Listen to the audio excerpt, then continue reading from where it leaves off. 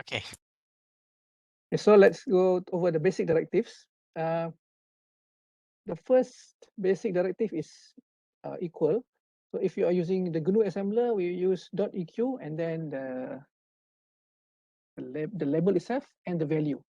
So if you are using ARM assembler, you will do it differently. You will put, you will put enable flag EQU 01X lah. Okay, 0x1. Okay, so you in the ARM assembler, you will have the label first and then the command and the number. Okay, on GNU it's reverse. And then we also have the .1 byte and .4 byte. These are actually equivalent to H word and .h word and .word. Okay, so this is byte, 1 byte or byte, and then .2 byte and .4 byte. No space there. If I put the aliases there, then no more space for the table. So you can use either .4 byte or .word, so on lah. Okay, but the ordering is the same as the ARM, except that the code is different. And then we have .skz or .skz. So they will generate null terminated C style string. And we have dot space. Okay, so this is to reserve uninitialized memory space. I think if you are using the ARM assembler, you just put fill or space. Okay, so no dot. And for the GNU, you do need to put the number there. For ARM, no need. And then okay, these are the first three. Okay, first three or four. So we'll see more later. And then we look here. There are some example of suffixes. All right. So for example, you can see here the add instruction can be used normally without suffix, or you can use it with the s suffix. Okay, you can use it with the s suffix. So without the s suffix, it will not update the processor flags. The s will make the instruction update the processor flags. So you do need to tell the processor to update the flags. It's unlike other processors. And then all the branches, all the conditional branches, they are actually originally just unconditional branch. Okay, if you just give the instruction B by itself, it's valid. It's a valid branch. Okay, this is a branch, but you can make it branch or not equal. So branch when not equal. So there's a condition to the branch. Okay, so now it becomes if you can look at it either way lah. One is a branch with a condition, or the other one is a totally new instruction. But actually in ARM, it's still a branch, and it's a condition, a branch with an added condition. The reason is on the older ARM, okay, not the Cortex. On the older ARM, all instructions can be executed conditionally. For example, I can do add. Okay, so this will be unconditional, but I can do add if not equal. I can add this to any instruction on the older ARM, okay, but not on the Cortex that we have now. You can do that, but with certain conditions. You can still do this later lah. So I think that will be next chapter. There are other suffixes as well. For example, you can choose .w for 32-bit thumb, or something for 16-bit thumb, because the thumb instruction set has 16-bit and 32-bit options. In some cases, you want to force it to not take the default, for example. You can use a suffix. Okay, and then we have what's called the UAL, Unified Assembly Language. All right. ARM has several architectures or several versions of the architectures actually. So for every architecture, they have probably some variations in the assembly language, especially between the ARM code and the TARM code. Okay, so to make it standardized, when the code or when the assembly code is using unified assembly language, then there's some standards that you have to follow. Okay, so you can, for example, if you use the traditional TARM syntax, if let's say you're using an older ARM and you want to copy or you want to reuse the code using copy the code and to run it on our new Cortex. So you say just copy this N R0 R1. It probably will not work unless you have some directive there telling the assembler that this is old TARM code. And it's actually not the recommended syntax. So what you need to do is actually just follow the standard syntax, which is more verbose, okay? A lot more things to type in. And the thing about the TARM is that some instructions change the flag, some instructions don't change the flag. Okay, unlike the ARM, okay, remember the suffix S here means that you want to change the flag.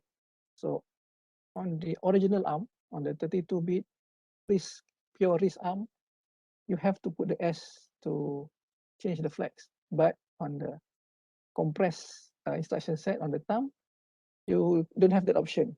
Okay, it's either that the instruction change the flag implicitly without you knowing it, or maybe it doesn't. So you have to go case by case. It can be confusing lah.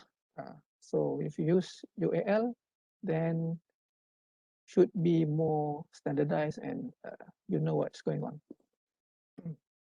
That being said, if you're using Cortex today, you can still use this. Okay, that's still allowed.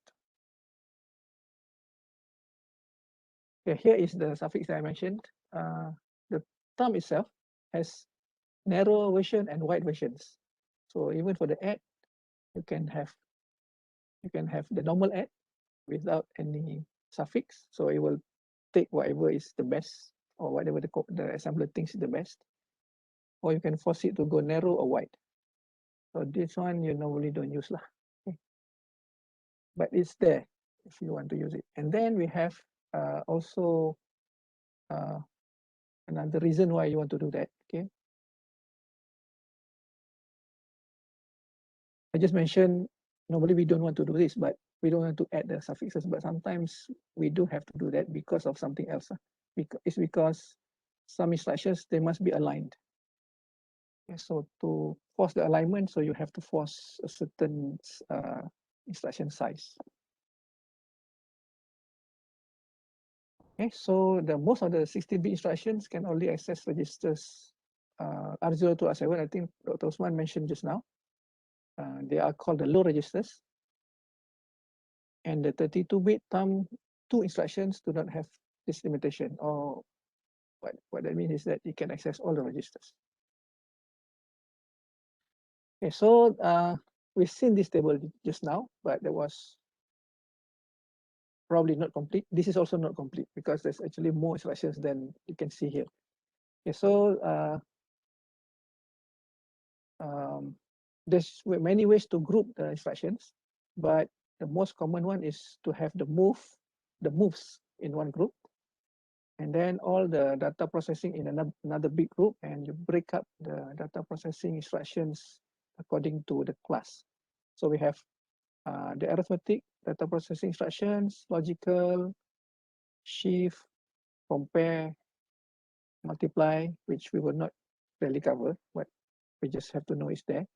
And then there's a divide instruction, not going to cover it at all, okay? Just telling you ahead of time. And then the saturate instruction. Okay? So this one, if you recall, Dr. Osman mentioned to you about the DSP stuff. Okay, so if you are not doing DSP, okay, don't worry about it. And then we have reverse instructions for reversing bits in a word or reversing bytes in a word. So let's say your data comes from big endian machine, and the ARM is normally most of the time it's little endian. So what you do is just execute the ref instruction, okay, the REV. Second one, it will reverse the byte order in the word. So these 4 instructions, they are most probably prepared by ARM to take care of the endianness, okay, just because of that being an issue for special instructions. Then we can extend data. Okay, so this one is typical. Most processors also have this. Let's say your data is 8-bit, but all the arithmetic instructions, they all work in 32 bits. So you have to extend before you do the arithmetic instruction. So you can choose either sign extend from byte to word, or sign extend from half word. Okay, so the destination is always word. So the instruction only specify the original size. Okay, or you can also do 0 extend. Basically, this one zeros all the other bytes that are in the register, and keep only the lowest byte. So this works for the byte, and the last instruction is for the half word. Okay, and then we have bit field instructions. So these are quite advanced, also not going to be covered. You can use them if you want, but we're not going to hold you responsible for this. And then we have memory access instructions. Okay, so these are somewhat related with the data process, the moves. Okay, so the moves and the memory access, they just move data around without any, most of the time without any changes to the data. So we have ADR, or actually address. Okay, so this one loads the address to the register, and then we have load multiple, not covered. Okay, so skip this one.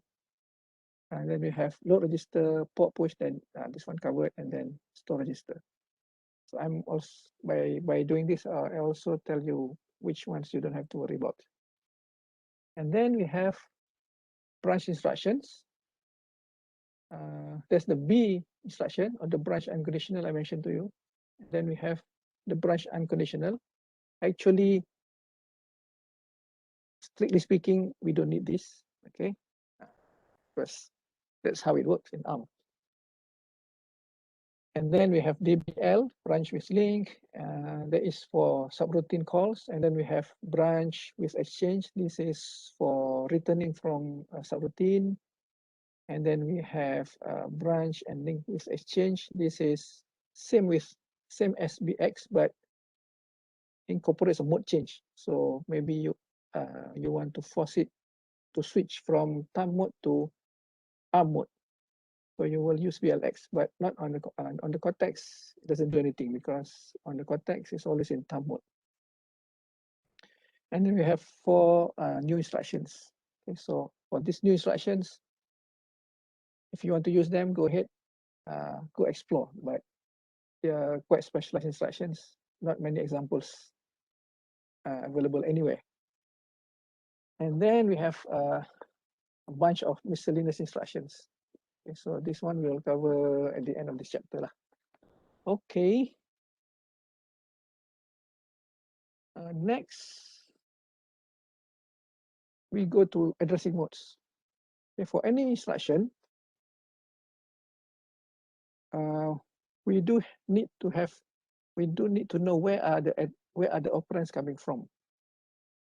So actually, this particular table applies mostly to these 2 instructions, mainly LDR and SDR, because for all the other instructions, they normally only apply the first one. Okay, so you have like 40, 50 instructions here. Okay, 2 will use all this. Okay, these 2 instructions will use all these complex racing modes, and the rest of the instructions will use only these 2. Okay, so the first one, register direct, is the easiest. Okay, it only involves register to register. And then we have literal or immediate, where you have pound sign and there must be a number afterwards. Okay, and then we have all these indirect addressing modes. You can see here indirect is always there. Okay, where you will use one register as a pointer.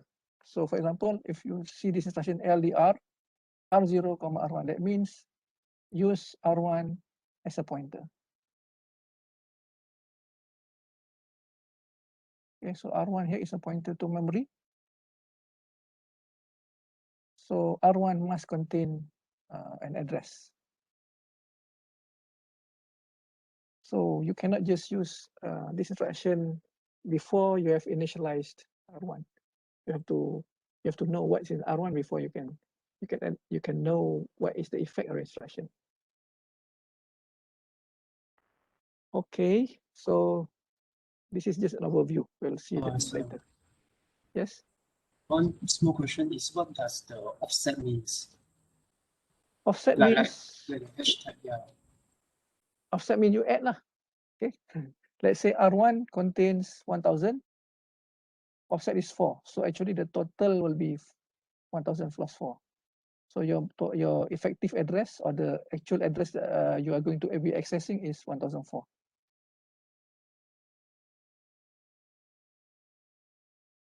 Okay, we'll see later lah, but I can give you a quick answer right now. Okay. So if R1 is 1000 and you have LDR R0 bracket R1, so you will go to location 1000 and get the data from there. If you have R1, 4 and you execute this one, so you will go to address 1004. Is that okay? Yeah, okay. Thank Yeah. you, sir. We'll see them again later. Okay, so this is the recommended software for this module. Okay, so you can, if you have your PDF, you can click here and download. So I have it installed. So this is how it looks like. But I didn't key in properly, maybe. So let's say I do add R0, R1. Okay, and then I just run. Wait. I want to move first. Move R0. Oh, okay. And OV only.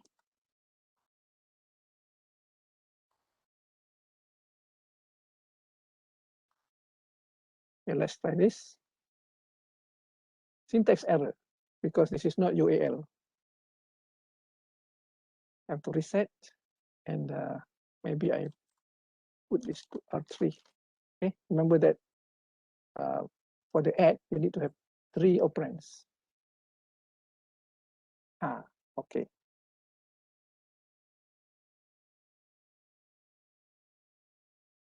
I run all the way, so I get the answer here.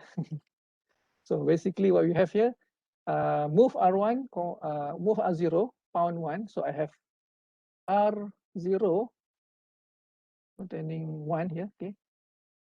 Then I have move R1, pound 2. I put 2 in R1, and then I add R1 and R0. So 1 plus 2 becomes 3, and I store it in R3. So R3 becomes 3. So that's it lah. That's how easy it is to experiment with these instructions. And because this software is visual, okay. UAL means UAL stands for Unified Assembly Language. So that means the add must have the complete 3 instructions.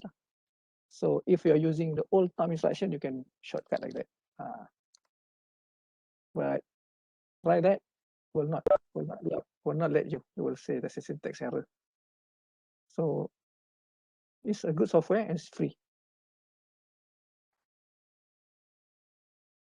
Okay.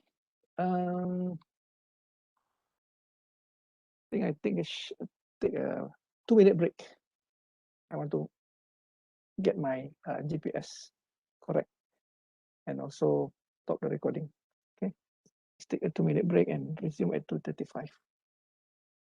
Any questions you can ask me in the chat.